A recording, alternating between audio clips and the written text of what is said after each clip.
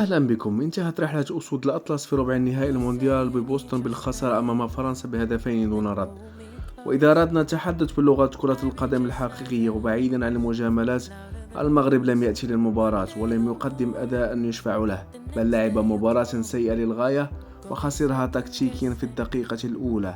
ديدير دوشون اتهم أفكار محمد وهبي البدائية بدم بارد وعاقب العشوائي الفني للأسود. وفي هذا الفيديو سنشرح كيف سقطت المنظومة تكتيكيا وبالأرقام الصادمة. اضغطوا لايك ويلا نبدأ. محمد وهبي بدأ بثلاثي وسط مكون من العناوي بوعدي وأناهي، لكن التنسيق كان غائبا تماما. الوسط كان عاجزا عن افتكاك الكرة وعاجزا عن البناء الفعال، والأرقام لا تكذب.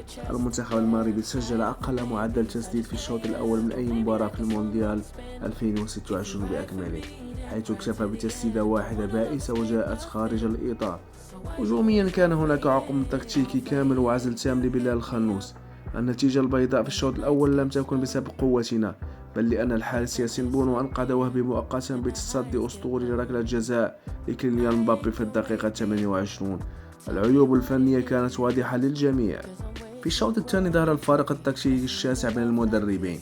ليشون ترك المغرب يركض عشوائيا وعاقب المساحات الكارثية في الخلف. في الدقيقة 60 ومن هفوة رقابية بدائية في التمركز، نجح كيليان مبابي في تسجيل الهدف الأول بتسديدة مقوسة وسط تفرج الدفاع المغربي. وهبي لم يتفاعل تكتيكيا، فجاء العقاب القاتل بعد 6 دقائق فقط. ومن تمرير لمبابي أطلق عثمان ديمبélé قذيفة أرضية زاحف من خارج منطقة الجزاء استقرت في أسفل الزاوية اليمنى لبونو.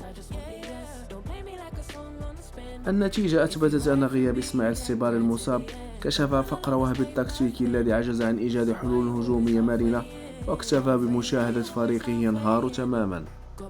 الخسارة بنتيجة 2-0 هي نتيجة عادلة ومستحقة تماما لفرنسا، التي سيرت المباراة بأقل مجهود وبذكاء تكتيكي كبير.